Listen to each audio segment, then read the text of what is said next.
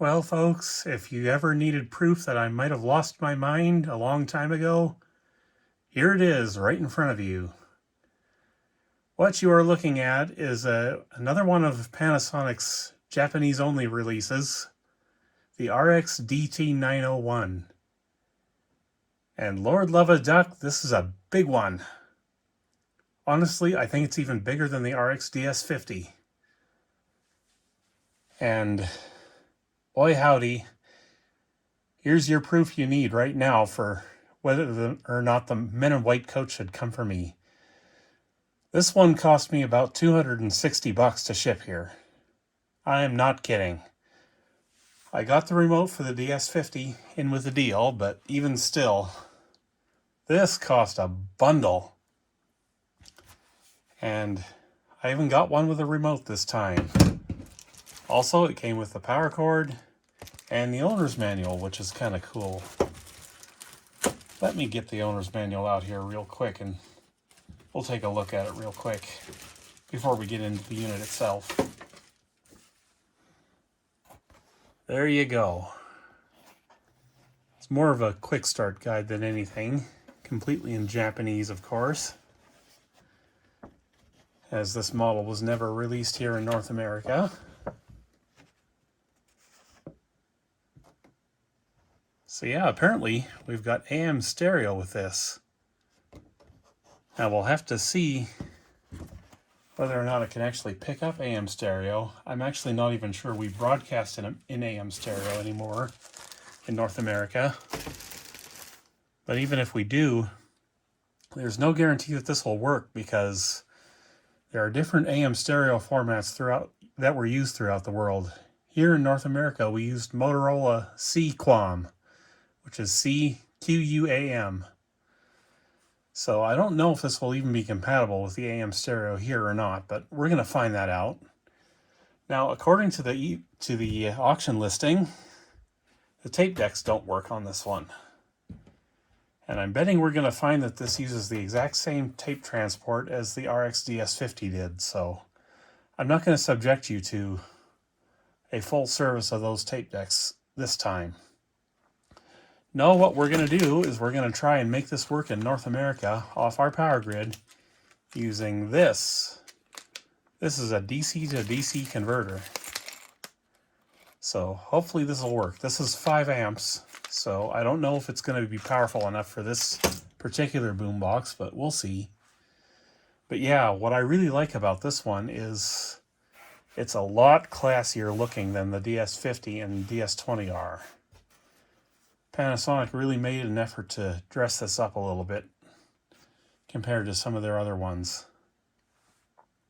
But we've got power loading here. And you might remember at the time that these came out around 92-ish, Panasonic started coming out with these Cobra top units. They had these giant flip-up control panels up top. Yeah, they sort of flipped up like that, and they had all the controls inside, plus the 2 tape decks were hidden down in there. And then they have the drawer load CD like this one does. But this isn't one of those. This is what they called a cyber top. And I guess that's just because these 2 tape decks are motorized for their loading capabilities. So how about we get some batteries in this thing and we'll start checking it out, see what works and what doesn't work. I'll just swivel it around here and hopefully you can see what I'm doing. This thing is a beast, I gotta tell you. Now, the AC is down in this corner, so I'm guessing that's where we'll find the power supply on the inside. And it looks like we've got 2 external FM antenna screws here. I don't think I'll be using those. And we've got a CD out here and a microphone mixing input here. No auxiliary that I can tell. So if I want to use it on an auxiliary, what I might have to do is take one of these 2 tape decks and co-bangle it so I've got a Bluetooth module running to one of these.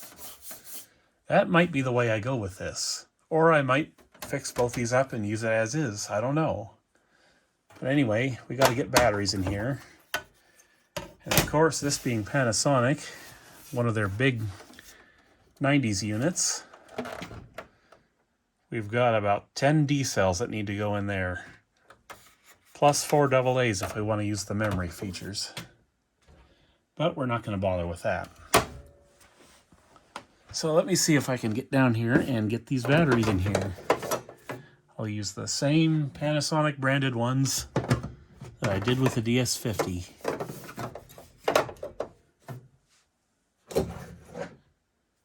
I'm just going to pause you for a second here while I get these in. Alright folks, she's got power. And I don't know if you can see it too well, but there is a clock blinking in there. So it's clearly doing something. Let me grab my phone here. My old one, that is. The new one's being used to run the video part of this. Yeah, you can see the clock flashing in there a little bit. Not too easily, but still, it works. So, let's power this thing on. Oh, and it looks like we've got a little electroluminescent panel back there backlighting it. It's a little bit on the dim side, but that's okay. I really don't want to get into doing anything with an EL panel because they usually use an inverter to step up the voltage to something like 100 volts or something. And it's not really the easiest thing to do to convert LEDs to work in here. I know some have done it, but I don't think I'm going to be one of them. Now, looks like it's set up for tape, but looking on this remote here, looks like we've got this little voice clock thing.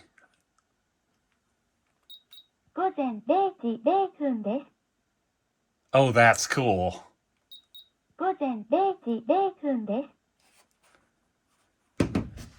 Come on, Panasonic, why did you hide this from North America? Why wouldn't you bring this over here?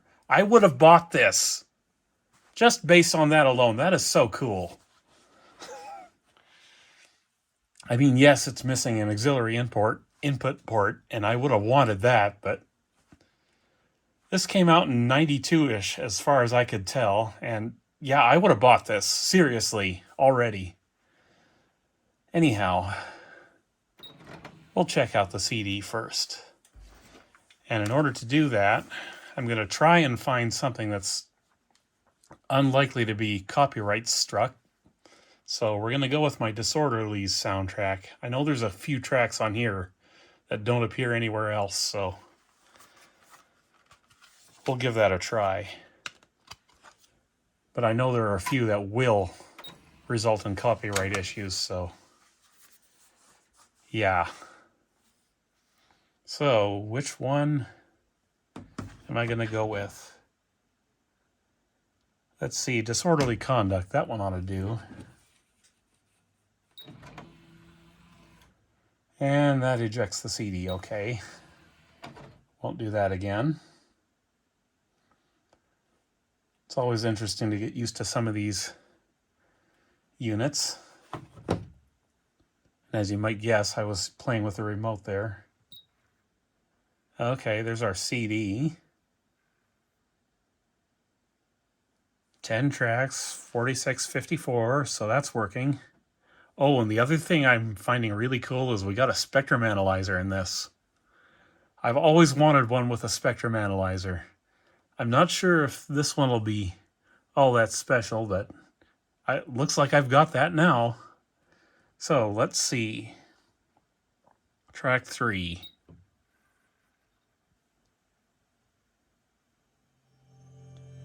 And it's playing.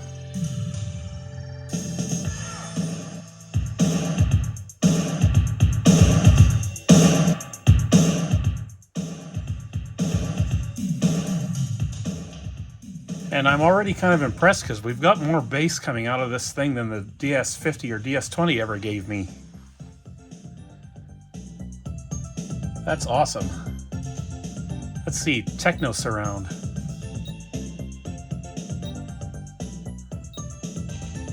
Usually these don't impress me too much, but that one seems to work okay. Let's see, EQ mode. Heavy, clear, soft, vocal, user. And I don't know quite how to set that up from the remote, if you even can from the remote. But yeah, that's working. CD it anyway. Display, what does this do? Let's try these menu options here.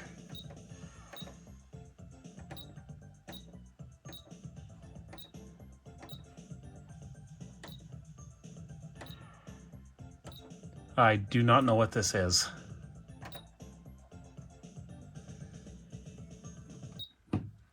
I should shut that song off before any issues arise.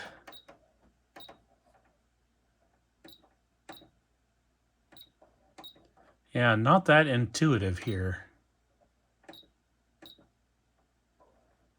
Oh, there's the XBS stuff.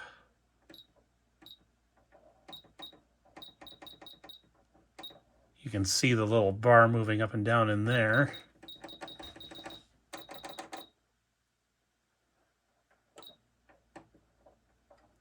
Yeah, I'm really liking this thing so far. But we've already checked out the CD. Let me just get it out of there.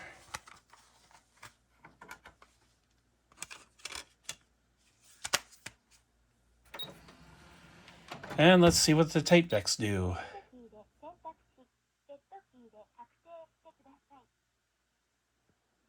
Okay then. I don't know what you said, but it sounded nice. All right, let's see how the Cybertop stuff works.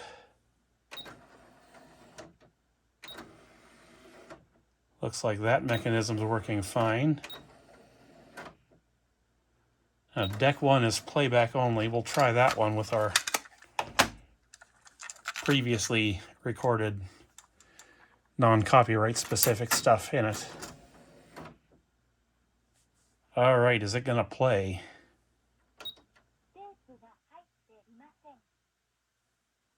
Okay. Let's try this deck 1 to 2 button here.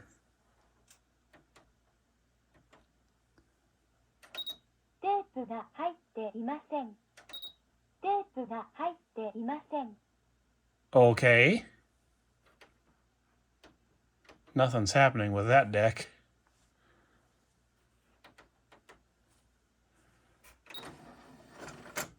So let's get my tape back. We'll throw it in this deck. Looks like this one's doing a little more.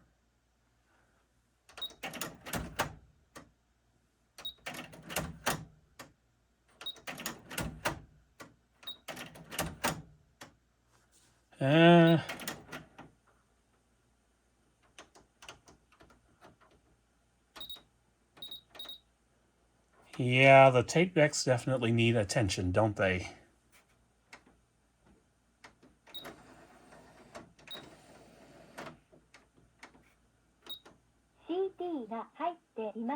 Yes, thank you.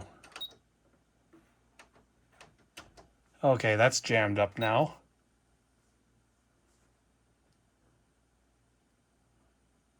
Jammed up real good, I would say.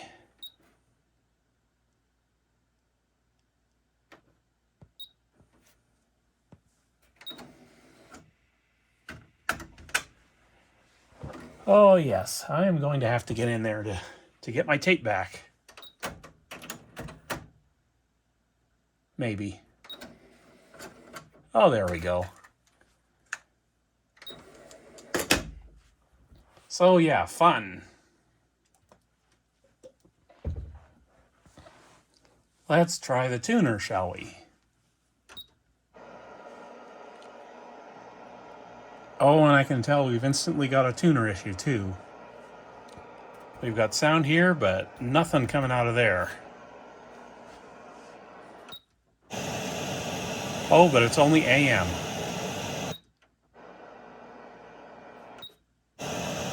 Yeah, FM's fine, it's just AM. So we'll just, how do you do the tuning on this? Now the challenge is going to be to find something with AM stereo that coincides with these Japanese bands. Theoretically, this should have AM stereo on it, but it's not even picking up that station. Great. Yeah, that's the problem with living in extreme rural Saskatchewan. Good luck finding AM stations that work. Good luck finding FM stations that work. Good luck finding anything that works. So, okay, we'll go FM. I'm going to fire up my modulator.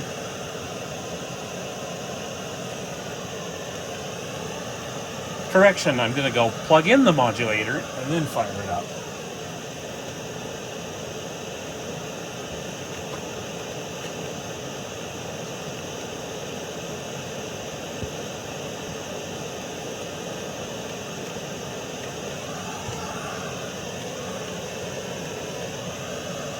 All right, let's find us an FM modulator. What do I have this thing set at again? 87.9.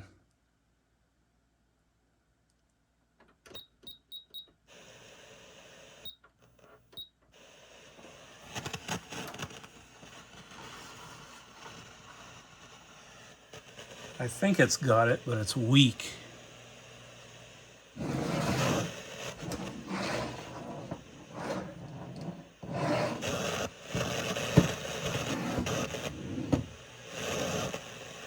Yeah, that's pretty weak. I don't know what's going on with that.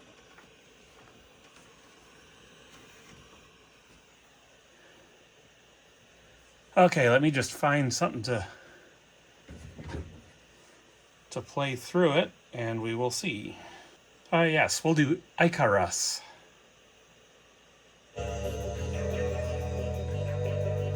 Very talented artist.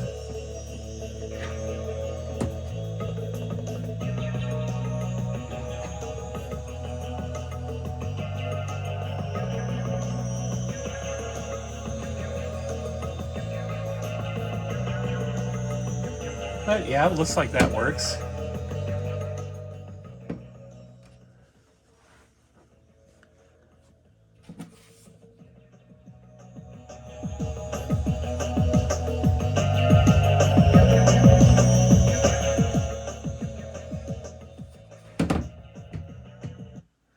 Yeah, I think we've got a pretty good read on what's wrong with this thing now.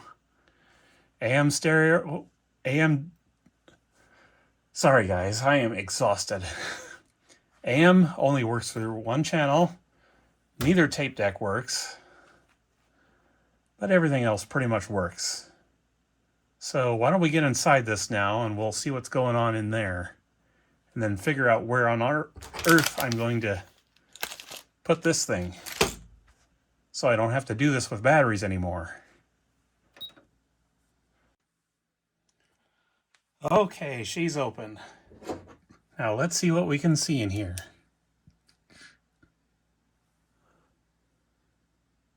Yeah, just as I suspected, that's an EL panel. You can see right here, that's the inverter for it. At least it should be. It's a little bit different from the DS50 in the way it's put together. It's got this connector board here that connects to the front where the speakers are. So you got to be sure to line that up properly. Our power supply is just right down here. Right there. So it looks roughly similar to what's in the DS50, so we might be able to get away with modifying it. As you can see, the fuse is 4 amp. So I think the DC to DC converter will work. And thankfully we have acres of free space in there we can use to put it. I don't know exactly where I'll mount it yet, because I think a lot of this stuff has to come out in order to see what's available in there. If nothing else, we can mount it along the bottom down there somehow, some way. Yeah, I think that'll work. Now, before we get too much further with this, what I would like to do, considering the condition of the DS50 speakers, is I would like to have a look at the ones for this one and make sure they're okay. They sounded fine, but you never know. Let's see if I can set this up so you can see. And it looks like we actually have a proper two-way speaker set up here. Tweeter, woofer. And these are kind of small for woofers, but it's a boombox. What are you going to do? Don't want to get too crazy with them, do you? Now, I'll be right back. I just need to find something to... Well, actually, this will do. I got a pillowcase here.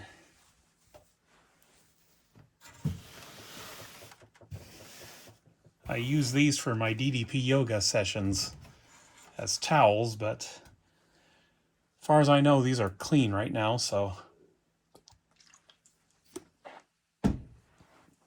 they'll work. And sorry if you heard me slurping my Coke just now, but I am really, really thirsty. Good Lord, these wires are thin gauge. Oh well, no big deal.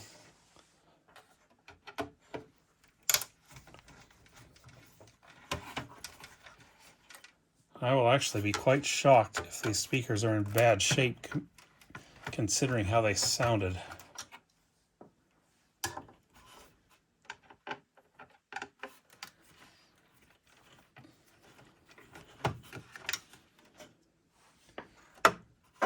Now, I've already checked online, and believe it or not, these speakers are still available new from Panasonic.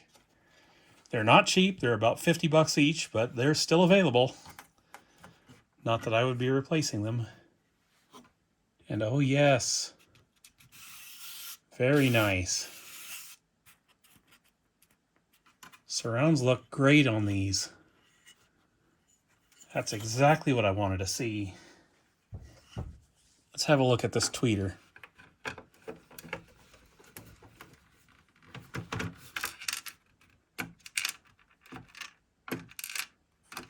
If my screwdriver will get magnetized again. I'm just using the woofer I took out to do that.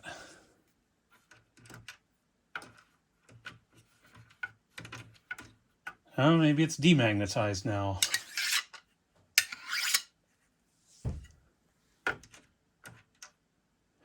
Nuts to this. We'll just keep going.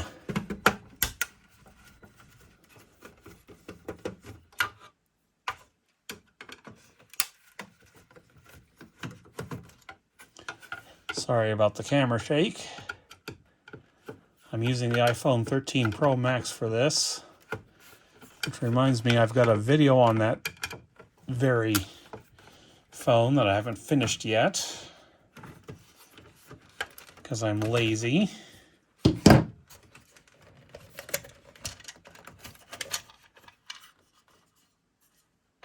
And there's our tweeter.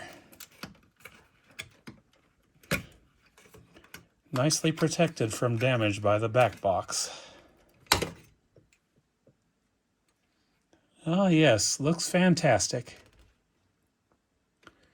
For once I've got something where I don't need to do speaker repair. I'm very pleased about this. Well, I guess it would be good if I plug this back in before I start replacing speakers. But I'm going to do that real quick, and then we'll, I don't know, I suppose get into the cassette deck and see what kind of transports we're dealing with in there. I'm betting it's the same as the DS50. So that's going to be so much fun to service.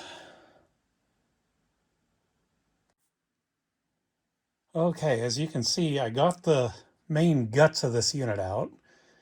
Panasonic did something a little bit unintuitive with this thing. this whole stuff, this whole area slides out of the front. And you got to be careful because the CD transport is going to be loose when it comes out. So watch for that. You don't want to pull on these ribbon cables and these other wires too much and risk damage. But anyhow, it's apart, kind of. Still don't have a good look at the cassette transports, but hopefully we are not too far away from finding out about those. I'm not exactly sure how this comes apart. But it looks like we've got a couple of screws on each side. Then this big black piece comes up. So I'm going to try and take those screws out. We'll see where we get with this.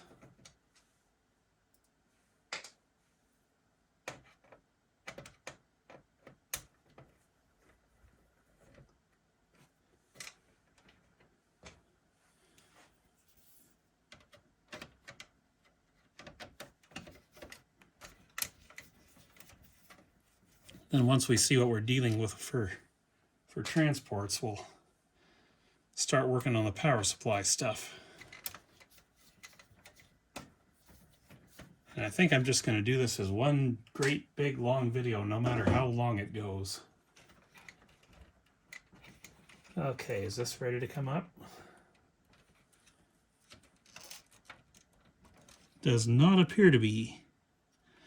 And you can see right here, this belt, this is what operates that cyber top stuff.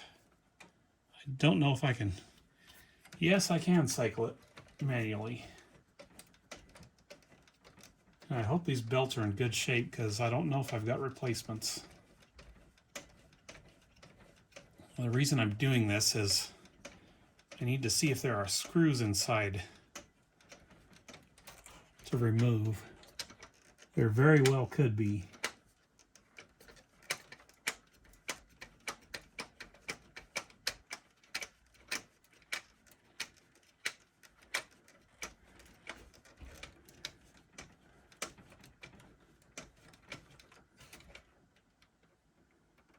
And no, I don't really see any. So what is holding this on?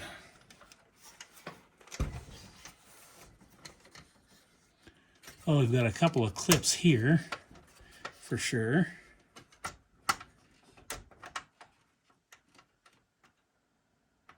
I can see the transports through that slot in the back, but oh, there we go. Now it's coming.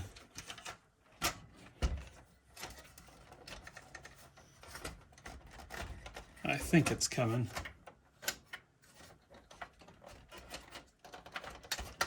Maybe. Maybe not.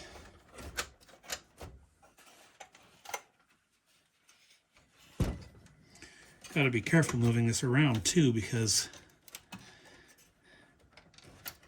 static sensitive stuff underneath maybe. Because yeah, you can see the whole circuit board is exposed under there. Now, what is holding this side in?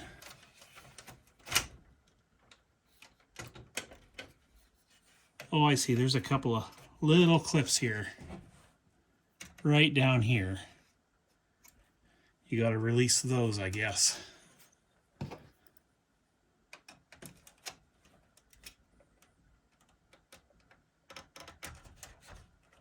Yeah, there we go.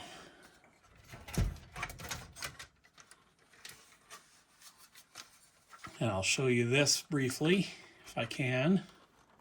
There's not too much going on up here. There's a couple of little micro switches for the cyber top stuff, right there and right there. I guess that tells the unit exactly where in the loading mechanism it is. But we'll set this aside. And we'll take a look at this.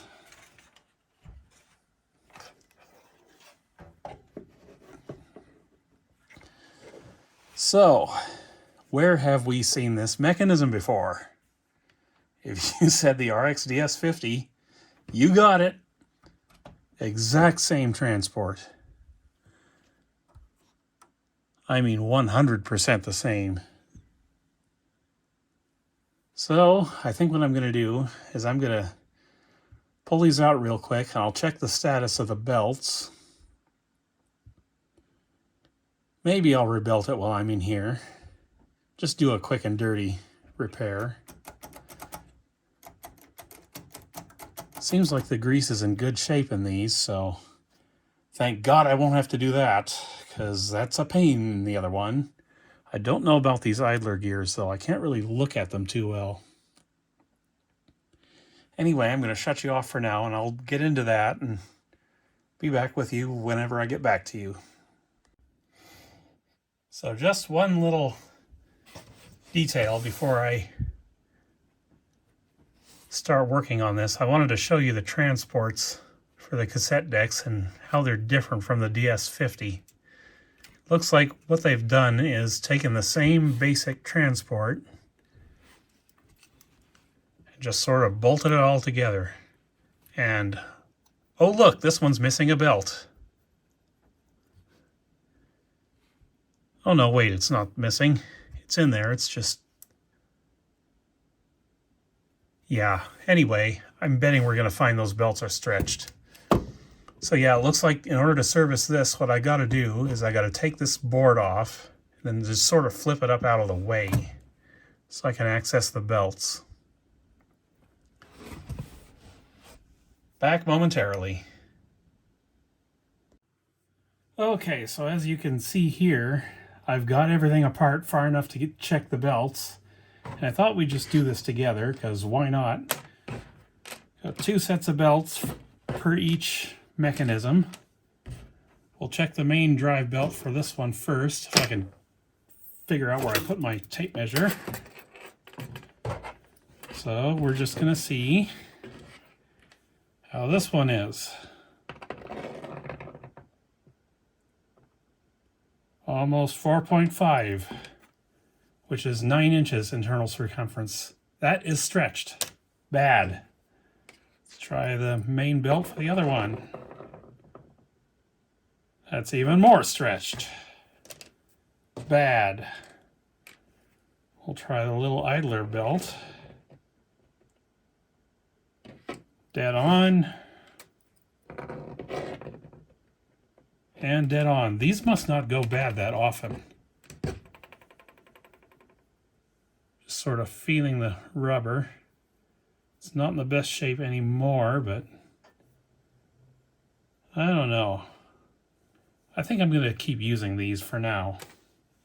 And I'll just find new main belts for the rest of it.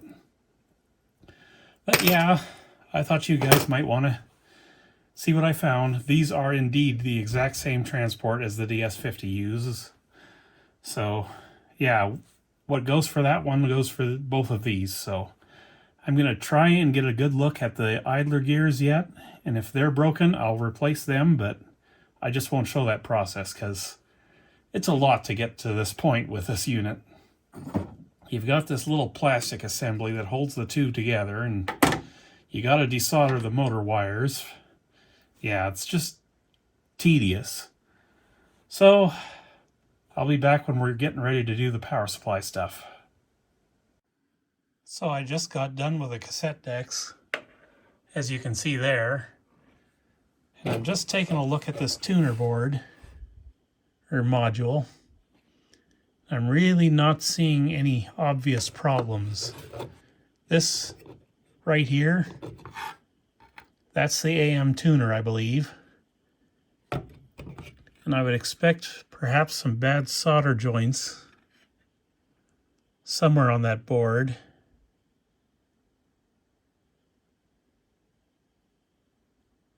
I don't know if my auto macro thing is working.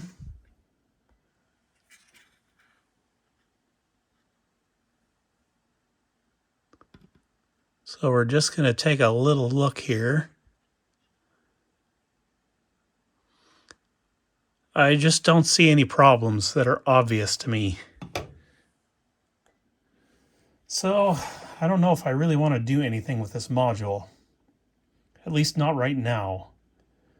I might come back to it in the future, but I'm not planning on using this on AM ever, so this is not a high priority for me right now. But fortunately, hopefully we've got these two cassette decks working now. So yeah, I'll be back momentarily with the power supply stuff. Okay, folks, we've got the power supply out and we're ready to go with some testing here. I've already got our line voltage applied to this, so all we got to do is plug this in and we'll see what happens. Now, it appears to me that this is basically the exact same setup as the RX-DS50, except maybe a little bit simplified. We've got the same diodes and stuff over here, same fuse, but we've only got this one little connector here, and you can tell exactly which pin does what. And this cable here goes off to the battery board. So what we're going to do is plug this in, and we're going to start doing some testing. And I hope these diodes don't pop while I'm plugging it in or something. All right, power is applied.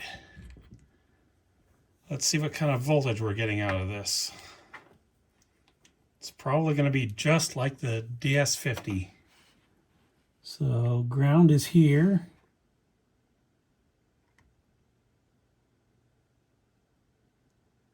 We've got 12 volts there. 22.5 there. And this 6-volt thing here. But we shouldn't get anything from that because that comes from the batteries. So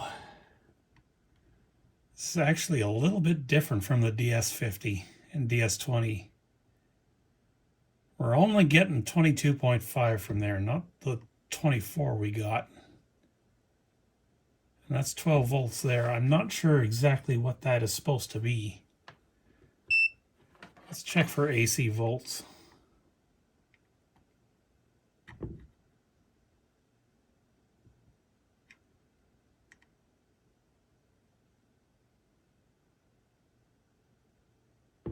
Eight volts AC there. You know, that might actually be for the inverter for the backlight. You know, this is different enough that I don't know if the modifications I thought would work for the DS50 would work with this. I'm not sure our DC to DC converter is going to behave itself here. And since I do not have schematics for this unit, I think I'm just going to go ahead and put it back together as is and just run it on batteries for now. If I can ever find schematics for this, maybe I'll be able to tell what the heck is going on with this power supply and figure out a way around this. And maybe even figure out whether or not it'll work as is without modifications. So I'm just going to put it back together for now. And then we'll test and see if at least the cassette decks work properly. I'm not sure they will, but yeah, let's see what happens. All right, folks, we're about to see what's what. Did I get anything fixed at all? We shall see. Let's start with a tuner. No, the AM is still coming out of one channel only.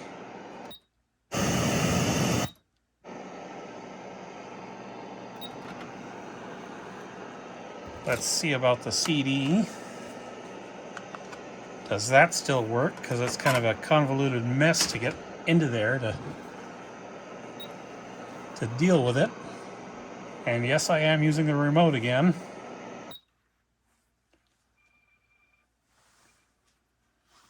So let's try another track from Disorderlies.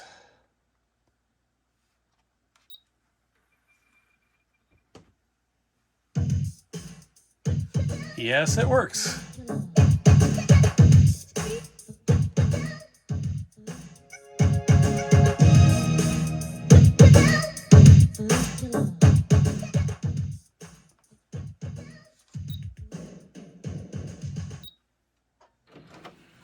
Okay.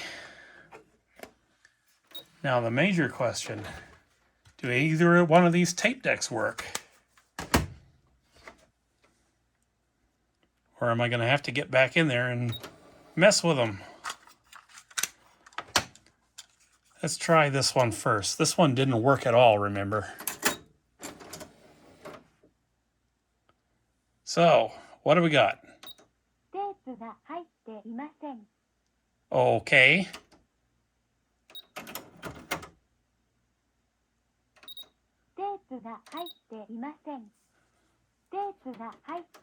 Well, it kind of worked.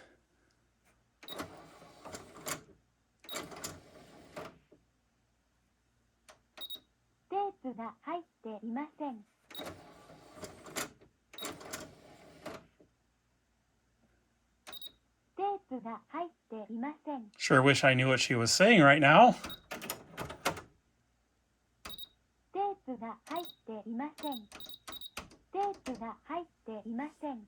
Maybe there's something going on with the micro switches. Or something. I don't know. Cycle it one more time.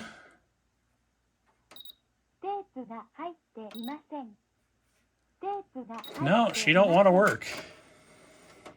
Let's try the other one.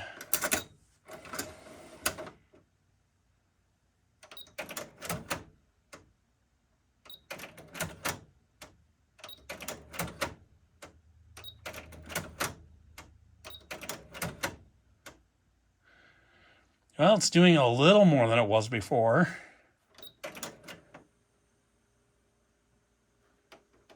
Yeah, it sounds like nothing's moving in there.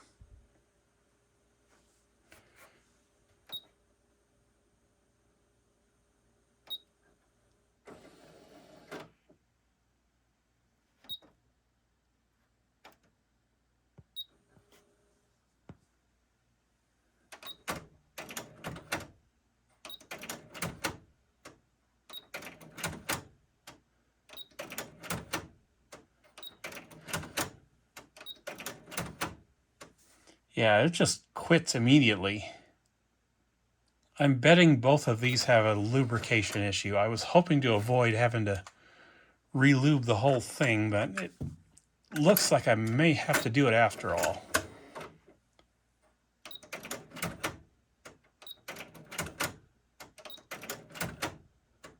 Yeah, that is not doing nothing. Let me run the volume all the way down and I'll try something I don't care about. I don't know if I can reach it here. Milli Vanilli, anyone?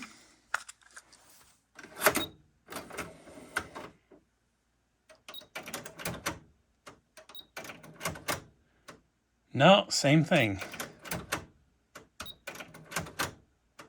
Yeah, I'm going to have to do a lot more service to these cassette transports.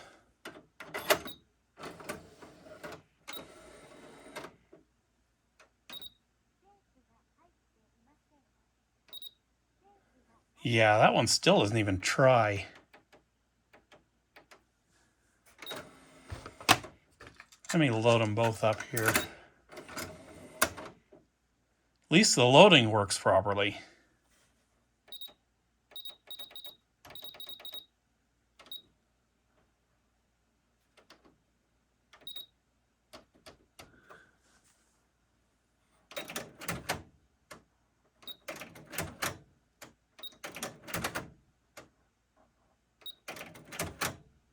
Oh, I see. It was trying to record briefly.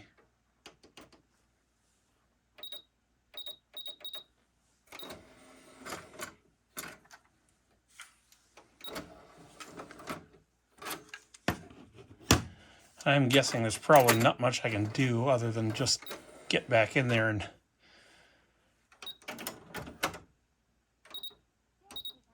and just play with that some more, because Yeah, these tape decks are messed up.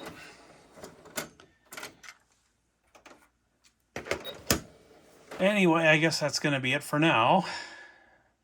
See you in the next video. Wish I could have done more.